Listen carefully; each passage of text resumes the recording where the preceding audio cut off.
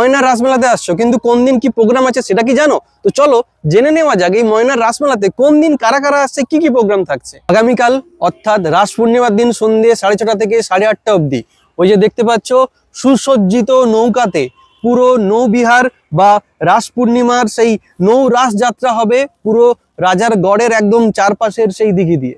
যতদিন রাস পূর্ণিমা চলবে ততদিনই তোমরা এই রাজার গড়ের চারপাশে নৌবিহার বা এরকম নৌকোয় করে ঘুরতে পারবে। পুরো রাজার গড়ে এই পুরো খালটা দিয়ে ঘোরাবে। ময়নায় যদি তোমরা রাসমেলা দেখতে আসো তাহলে এখানের এই স্পেশাল সিগনেচার মিষ্টি কদমা খেতে ভুলবে না। এখানে ছোট মাঝারি থেকে শুরু করে বড় বড় 1 কেজি 2 কেজি বিভিন্ন সাইজের কিন্তু কদমা পাবে।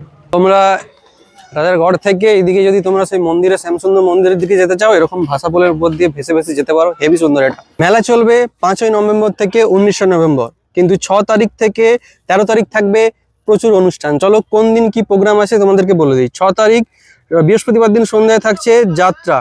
7 তারিখ থাকছে শম্পা গোস্বামী। 8ই নভেম্বর থাকছে তুহিনা। 9ই নভেম্বর রবিবার আসছে সৌমি ঘোষ। 10ই নভেম্বর থাকছে লক্ষ্মীর ঘরে রাহুর বাসা যাত্রা। আচ্ছা, 11ই নভেম্বর থাকছে মেজ দিদি যাত্রা। 12ই নভেম্বর থাকছে প্রাপ্তি ও মিশকা নাইট। 13ই নভেম্বর থাকছে স্বাগত নাইট।